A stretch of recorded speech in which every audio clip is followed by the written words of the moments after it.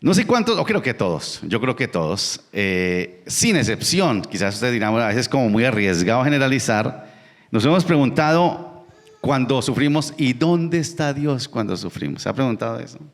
¿Dónde es que está Dios cuando yo enfrento circunstancias difíciles? ¿Por qué es que Dios no me escucha?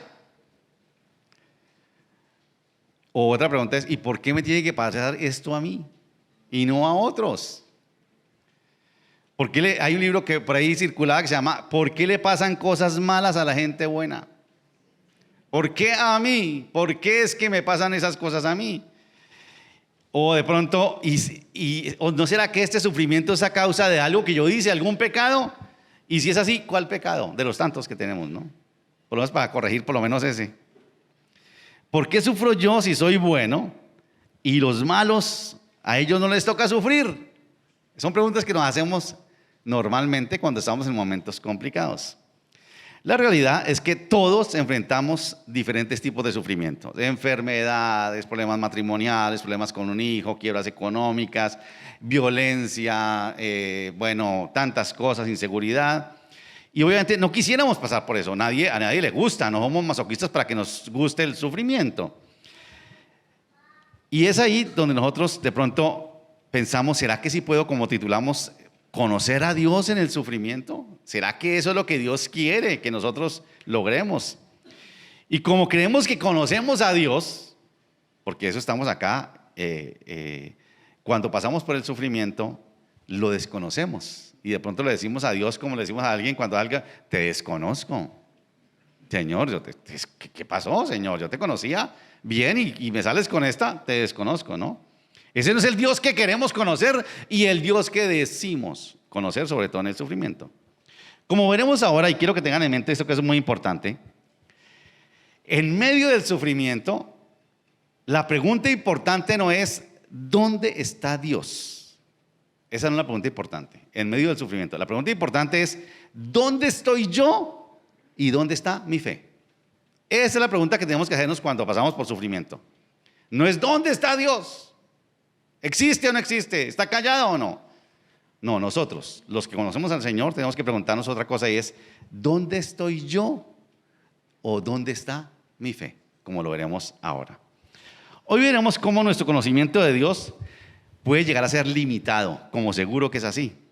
Un conocimiento de Dios que debe crecer y debemos conocerlo cada día más. A veces pensamos que conocemos a Dios todito, pues, y resulta que hay momentos cuando nuestra fe es probada. Y un texto que ustedes conocen, han escuchado de él, muy conocido, que está en el libro de Job. ¿Conocen a Job? Job, en el capítulo 42, versículos 1 al 6, estos días transitaba por Job en mi lectura y me encontré con esto y quise compartirlo con ustedes porque tiene que ver con cosas que vivimos todos. Algunos de ustedes han leído todo el libro de Job, si no lo han leído los animo a que lo hagan. Yo la verdad lo he leído muchas veces, pero esta vez dije lo voy a leer diferente. Y empecé a leerlo en la Nueva Traducción Viviente, en la Reina Valera al tiempo. Y pude entender muchísimas cosas, porque muchas veces lo leí en la Reina Valera y para mí era el libro más complicado que no entendía, les digo. Pero ahora sí, creo que comprendí algo más de este libro de Job. Job 42, versículos del 1 al 6, ya terminando el libro, es el último capítulo, dice así.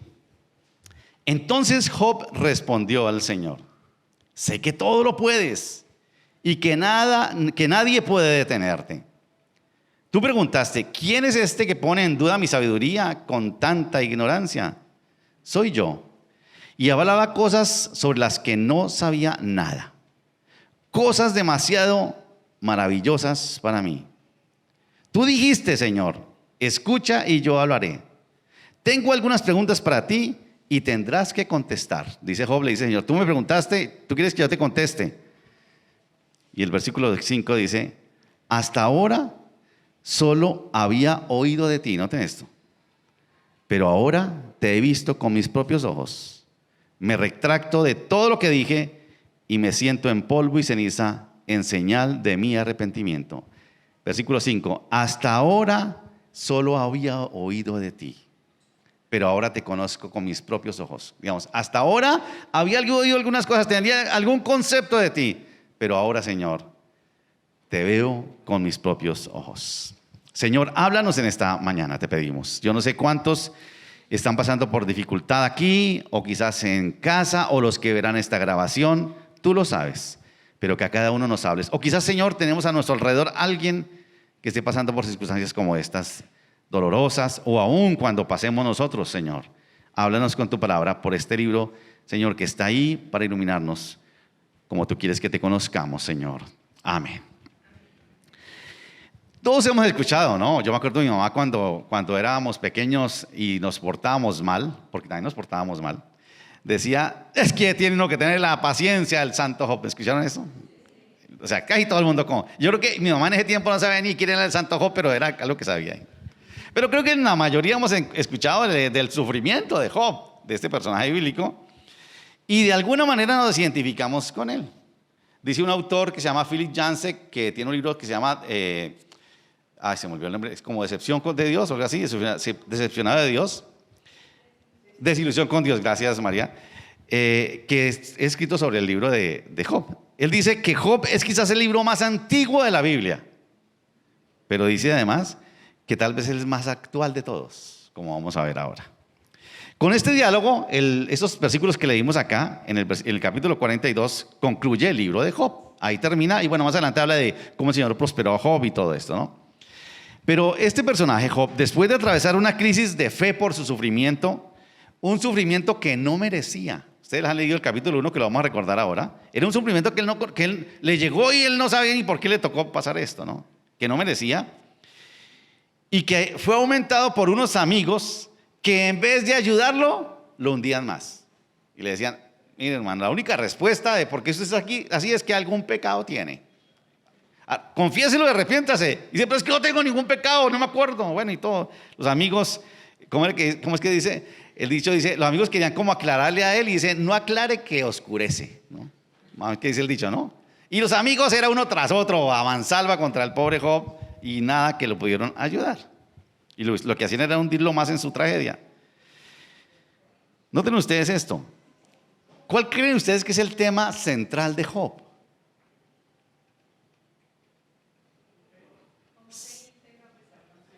Si creyeron que era el sufrimiento, no era el sufrimiento. ¿Cuál dijiste, Martica?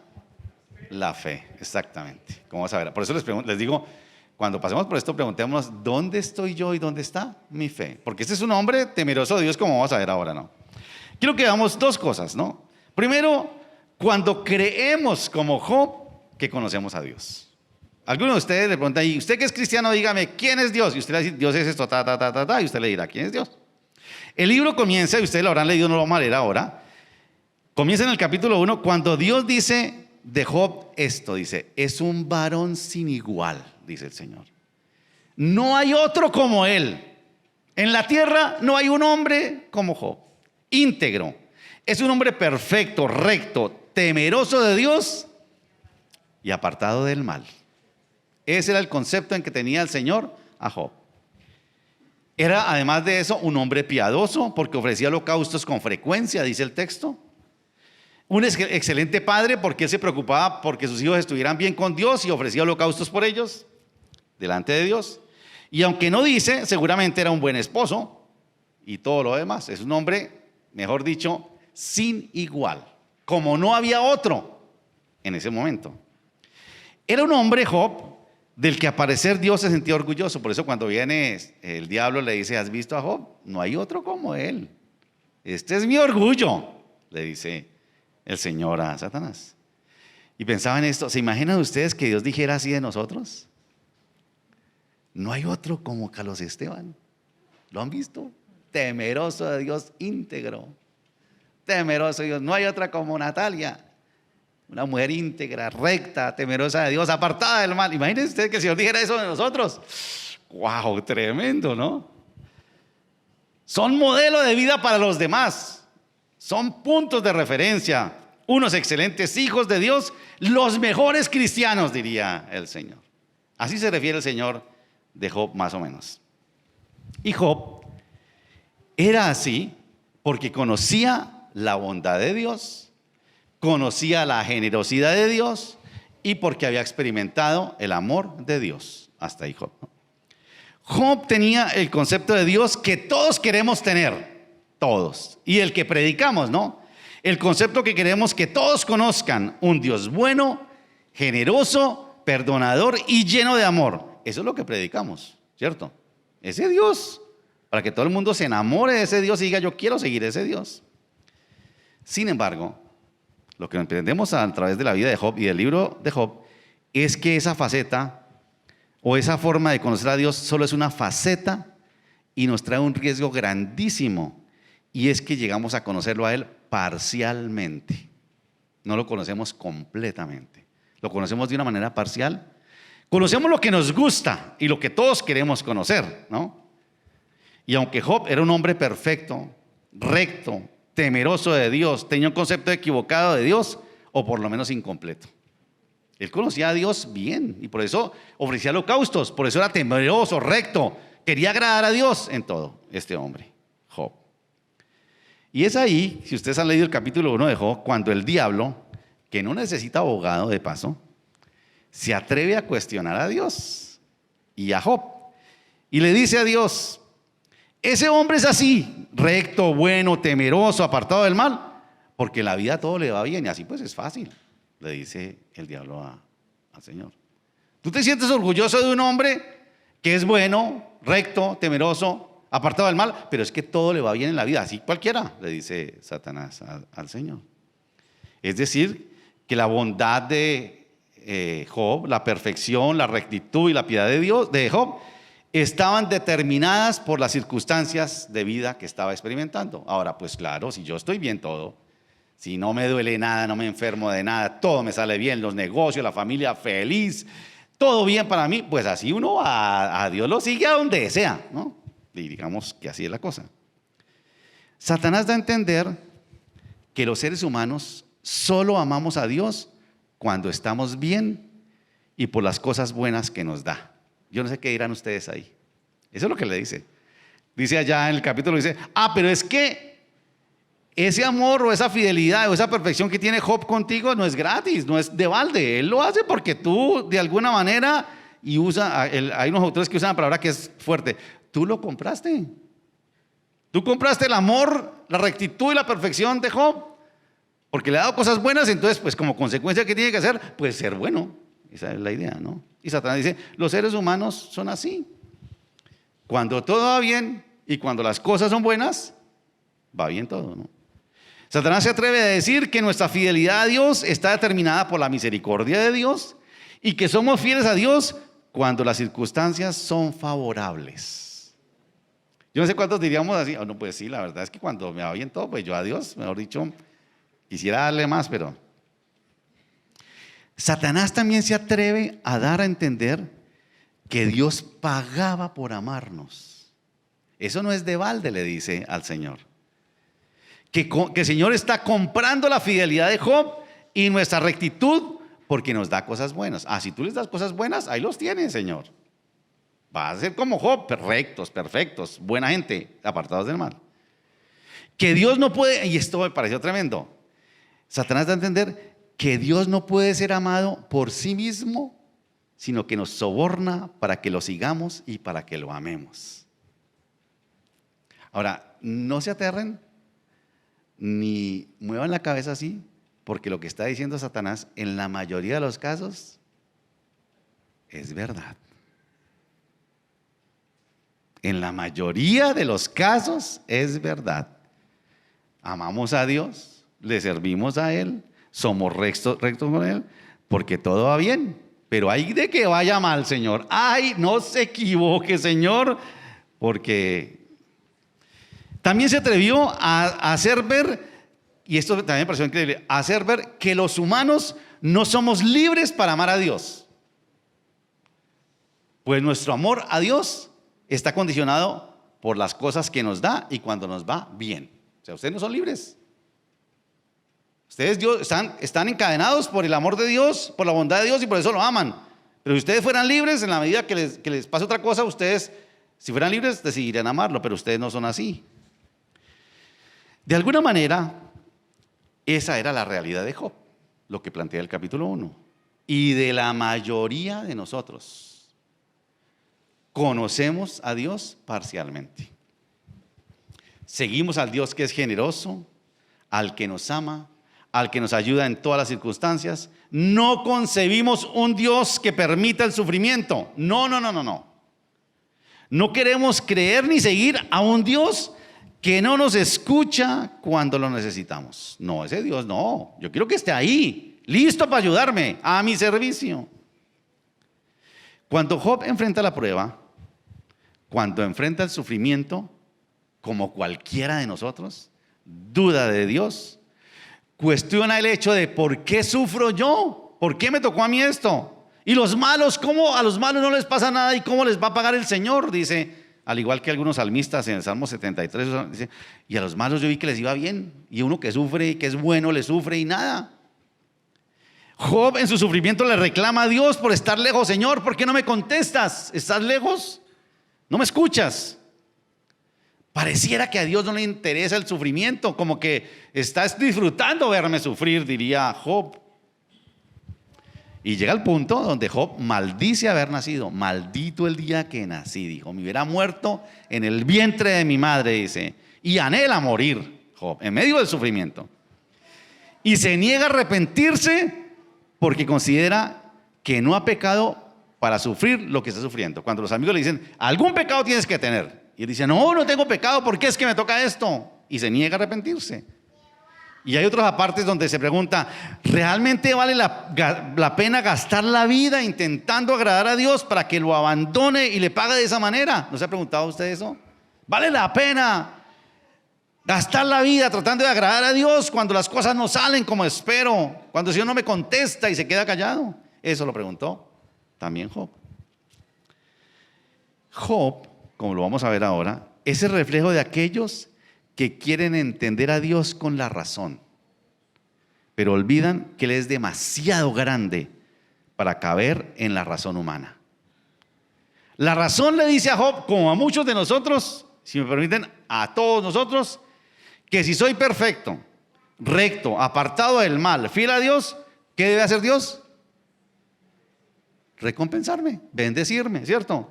Si no es así, juzgan a Dios, lo condenan, lo culpan para probar que tenían razón. Ese es un razonamiento de todos, ¿no? Si yo soy bueno, y uno le dice a la gente, mire, si usted es bueno, si usted se porta bien, es buen esposo, usted va a la iglesia, cumplidor, no es adúltero, usted es generoso con el diezmo, usted es buen padre, Dios lo tiene que bendecir. Eso es como 2 más 2 son 4. Tiene que ser así. Y queremos entender a Dios de esa manera, ¿cierto? Se nos olvida, como dice por allá en Deuteronomio 29. Si usted alguien lo tiene por ahí, que lo lea, que dice, las cosas secretas son para Dios, mas las reveladas son para los hombres. O sea, no conocemos todo, algunas cositas, pero no todo. O olvidamos aquel texto que les compartí esta semana, esa cita, ¿no? De Eclesiastés 7:29, ¿no? Esta cosa he hallado, dice el predicador, porque así se llama Salomón, que Dios hizo al hombre recto y ellos se complicaron la vida. La Reina Valera dice que Dios hizo al hombre recto y ellos buscaron muchas perversiones.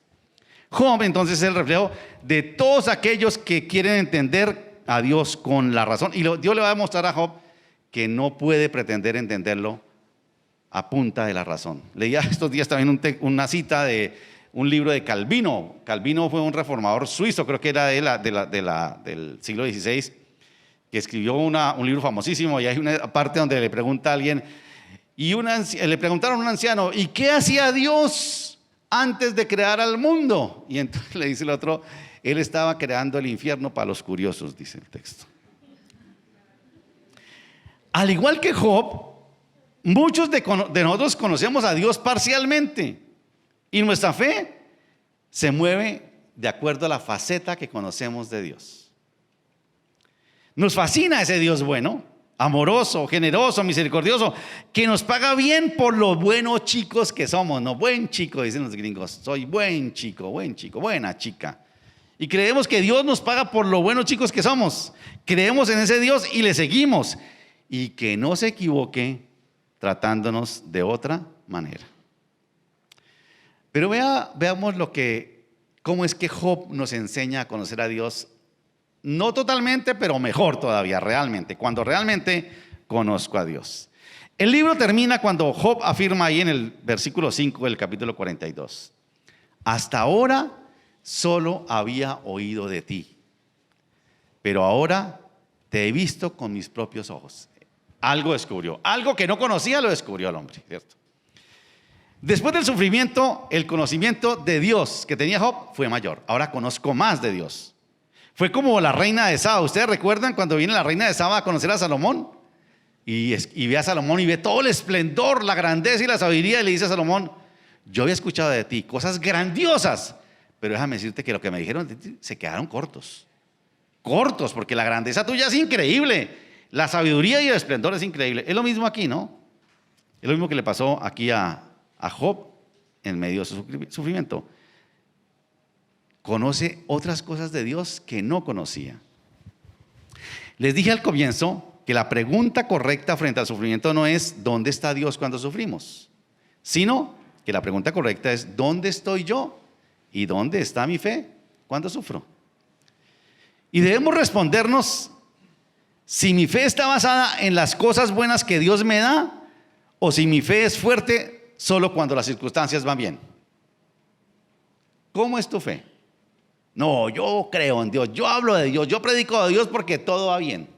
No tengo ningún problema, todo va bien.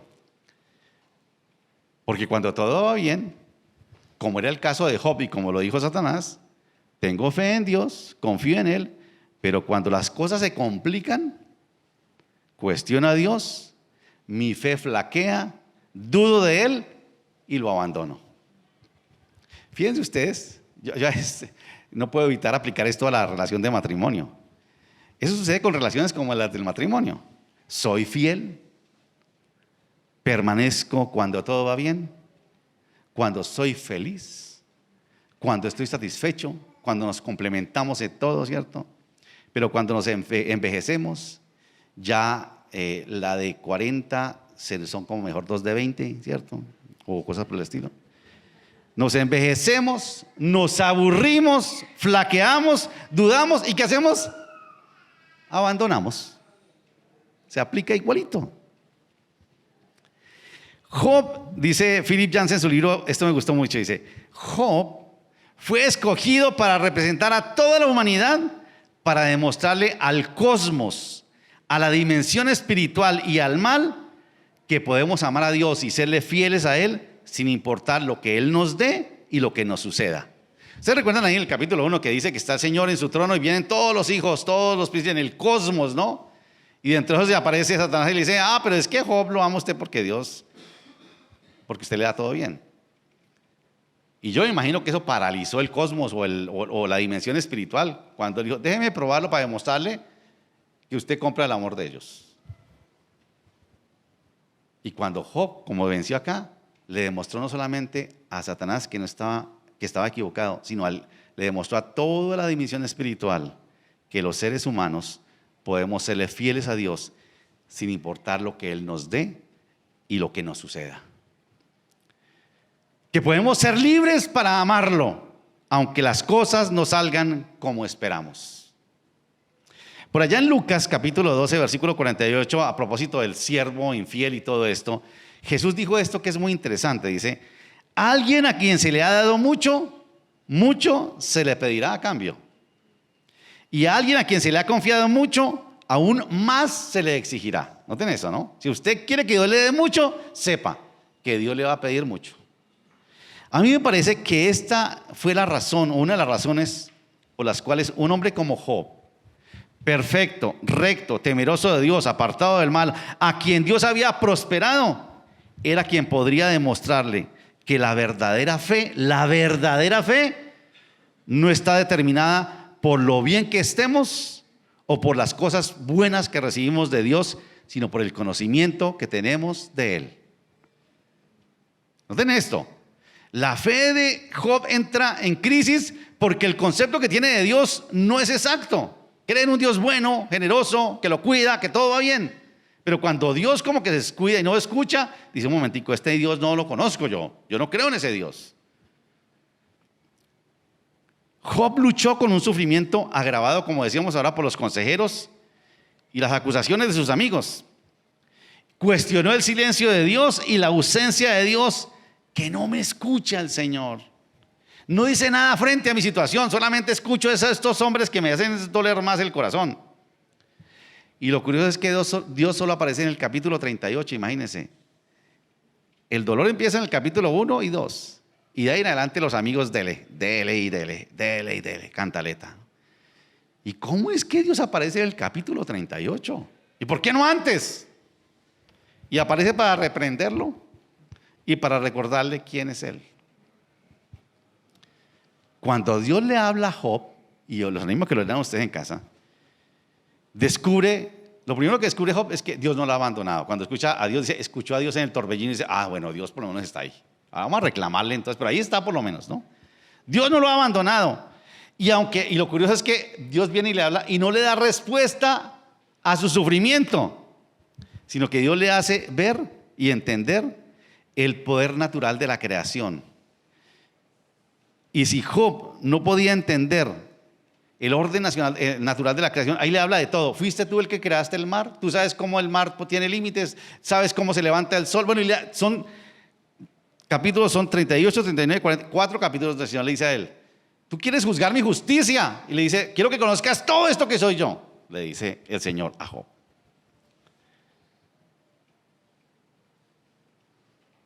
Después de que lo cuestiona, el Señor le habla. Y cuando Dios le habla, Job descubre que Dios no lo ha abandonado y que aunque él diga, Señor, hablemos de mi problema, y el Señor le dice, no hablemos de tu problema, quiero que hablemos de quién soy yo, que tú recuerdes que yo no soy solamente el que te hago pasar bien las cosas, yo fui el que creé el universo, el que sostengo los planetas, las estrellas, yo soy el que hago que se levante el sol y se vuelva a acostar. ¿Tú sabes eso, Job? Y le dice una cantidad de cosas a Job.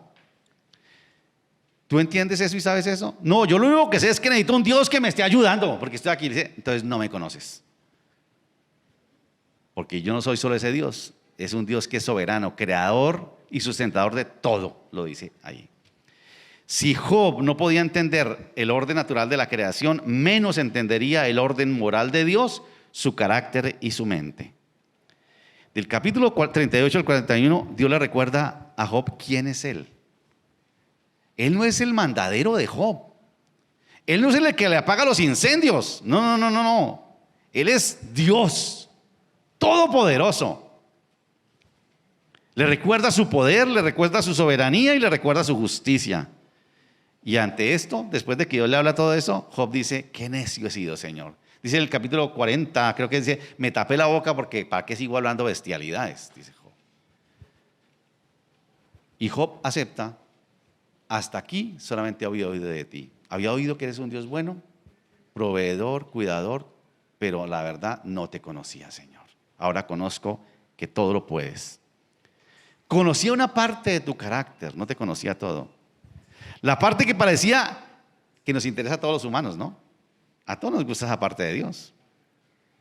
La única opción que tuvo Job fue someterse a la autoridad de Dios y descansar en el cuidado del Señor. Job demostró que los humanos somos libres para amar a Dios independientemente de nuestras circunstancias. Que nuestra fidelidad a Dios no está determinada por su misericordia ni por las cosas buenas que nos dé, sino porque lo conocemos a Él. Por eso dice el salmista, los cielos cuentan la gloria de Dios y el firmamento la obra de sus manos. Yo veo que muchos ponen esas cosas, lo lindo que Dios hace, mira esa grandeza, pero ahí le salga algo mal y dice, pero ¿cuál Dios? ¿Cuál Dios cree usted? ¿El que no le ayuda en sus circunstancias o el que usted admira porque creó toda la naturaleza? Ese es el Dios poderoso. ¿Es Dios más poderoso porque no le saca a usted el problema de la deuda que tiene o porque creó el universo? La verdad es que me interesa más que me ayude a pagar la deuda. Entonces no conoce a Dios. No lo conoces, porque Dios quiere que conozcas la grandeza de ese Dios. Que nuestra fidelidad a Dios no está determinada por su misericordia ni por las cosas buenas que nos da, sino porque realmente lo conocemos a Él. A pesar de sus sufrimientos y circunstancias, Job se negó a dejar a Dios. Siguió ahí creyendo en Dios. El amor de Dios es suficiente y no está determinado por lo que vivamos. Al igual que muchos héroes de la fe, como allá en Hebreos 11, que experimentaron el silencio de Dios y la ausencia de Dios, que no le exigieron nada al Señor, sino que siguieron adelante creyendo en Él. Por eso dice, muchos murieron sin recibir lo esperado aquí, pero ellos sabían que lo recibirían allá. Asimismo, Job adoró a Dios y confió en Él. Satanás perdió. Perdió porque finalmente Job adoró a Dios a pesar de las circunstancias difíciles que estaba viviendo. Solo después de que él aceptó que Dios era poderoso y perfecto, grande, aunque todavía no han cambiado las circunstancias de Job, pudo ver su vida restaurada, pero eso fue después. Cuando Job reconoce la grandeza de Dios y el poder de Dios, y cuando acepta que ahora lo ve de otra manera, ahora mis ojos te ven, ahora conozco otra cosa, puedo verte claramente. Él todavía estaba desnudo, todavía estaba cubierto de llagas, sentado en un montón de escombros. Esas fueron las circunstancias cuando él aprendió a alabar a Dios. No fue después de que le dio riqueza, no, eso fue antes. Lo único que había cambiado ahí era que veía a Dios como realmente es Dios. Soberano, grandioso, poderoso, ese es Dios. Después fue que Dios quitó la aflicción de Job y le dio el doble de las cosas que tenía, que había perdido. Ahí Job confió en Dios y oró por sus amigos, dejando de enfocarse en él. Solo aquellos como Job y como Jesús, que confían en Dios a pesar de las circunstancias, que saben que conocen el amor de Dios y eso es suficiente, pueden conocerlo realmente. Jesús confió en el Padre hasta el final. Y aunque se sintió abandonado cuando dijo, Padre, ¿por qué me has abandonado? Finalmente le puede decir, en tus manos encomiendo mi espíritu. Me siento abandonado, pero sigo creyendo porque te conozco, porque sé quién eres tú. No te sigas preguntando dónde está Dios cuando sufres. No vuelvas a preguntar eso. O cuando las circunstancias no salen como esperas. Pregúntate, ¿dónde estoy yo? ¿Dónde está mi fe en los momentos difíciles? Esa es la pregunta que tenemos que hacernos. El amor de Dios, recuerda esto, no está condicionado por tus circunstancias. No le demos la razón al diablo cuando decimos que Dios nos premia y nos da buenas cosas por lo buenos chicos que somos, que no nos castiga cuando somos desobedientes. No. Eso es darle la razón al diablo, que dice, ¿se da cuenta? Ustedes son los que son unos ratones de biblioteca para Dios, que solo responden a los buenos estímulos. Cuando el Señor no les da buenos estímulos, ustedes no lo buscan. Somos bendecidos por la gracia de Dios que nos ama, nos prospera y que lo hace aunque no hayamos hecho nada para merecerlo. Absolutamente nada. Si estás pasando por circunstancias difíciles o cuando pases por ellas, porque seguramente vendrán, recuerda que algo nuevo de Dios vas a conocer y después dirás como Job, de oídas te había oído, pero ahora te conozco mejor. Ahora mis ojos te ven.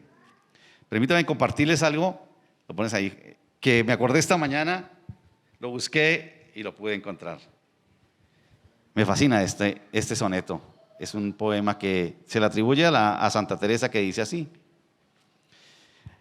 no me mueve, mi Dios, para quererte el cielo que me tienes prometido, ni me mueve el infierno tan temido para dejar por eso de ofenderte.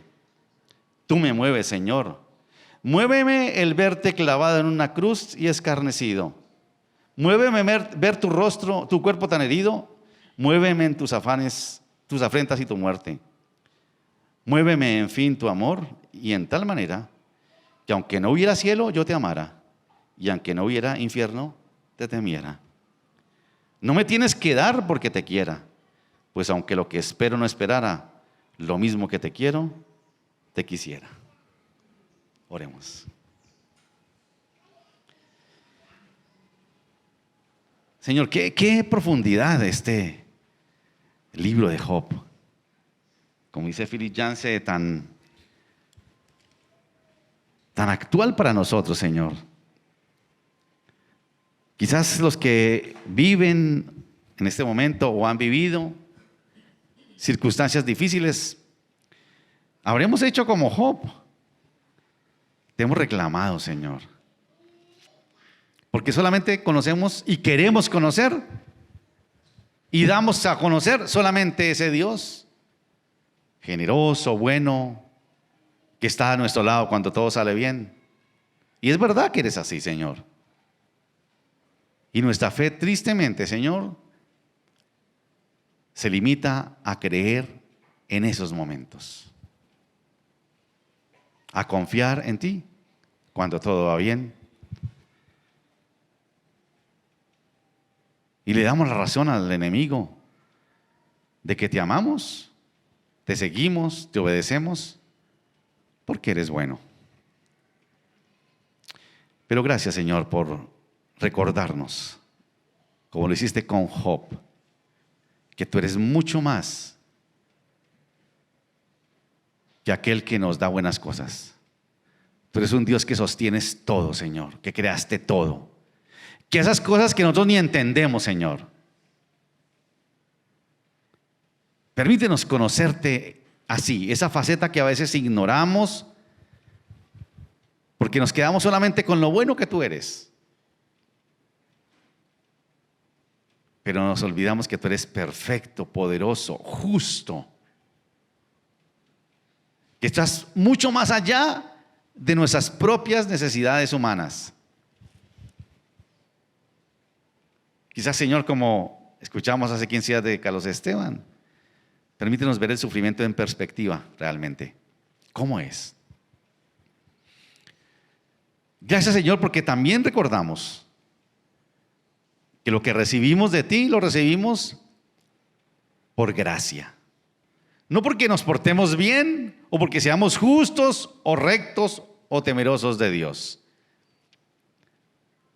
Porque seguramente en muchos momentos de la vida hemos experimentado que siendo pecadores, injustos, nos sorprendes de unas maneras, Señor, que nos das cosas que sabemos que no merecemos. Gracias por la salvación.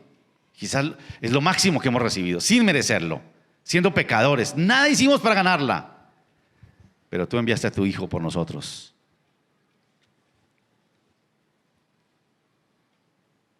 Señor, gracias por tu palabra. Mira quienes están pasando dificultad en este momento. Seguramente conocemos personas que están pasando dificultad, como el mismo Job, que se preguntan por qué Dios no los escucha. ¿Por qué tú no vienes, Señor? ¿Por qué ignoras? Y se nos olvida que tenemos que hablarles de ese Dios que es poderoso, que es grande, que es justo. Ese Dios que eres tú, Señor. Señor, que en la medida que pasemos por dificultades podamos conocer algo más de ti. Algo que no conocíamos, como le sucedió a Job. Que veamos eso que no veíamos. Señor, perdónanos cuando, como Job, te hemos juzgado por las circunstancias que vivimos. Cuando queremos entenderte con la razón, siendo que tú eres un Dios infinitamente grande y perfecto. Prepáranos, Señor, para que cuando pasamos por momentos difíciles podamos confiar en ti, en que tú, Señor, tienes el control de todo. Señor, gracias por tu palabra. Ayúdanos a encarnar en el corazón. Señor, si hubiera alguien a nuestro alrededor, alguien que sabemos que está sufriendo, que le podamos hablarle de ti. Que no le demos falsas esperanzas, solamente hablándole de lo bueno, sino que le demos a conocer ese Dios que es poderoso, que es grandioso y justo, soberano en todo. Señor, gracias por tu palabra esta mañana, por Job, por este libro que está ahí, Señor, para seguirnos enseñando esa realidad tan nuestra, Señor. Gracias por los que estamos bien, aunque quizás haya cositas que tengamos, pero finalmente estamos bien, como Job. Tenemos lo mejor quizás, vemos tu fidelidad, tu generosidad, tu abundancia. Pero no permita, Señor, que nos descansemos en eso solamente, sino que sigamos creciendo en el conocimiento tuyo.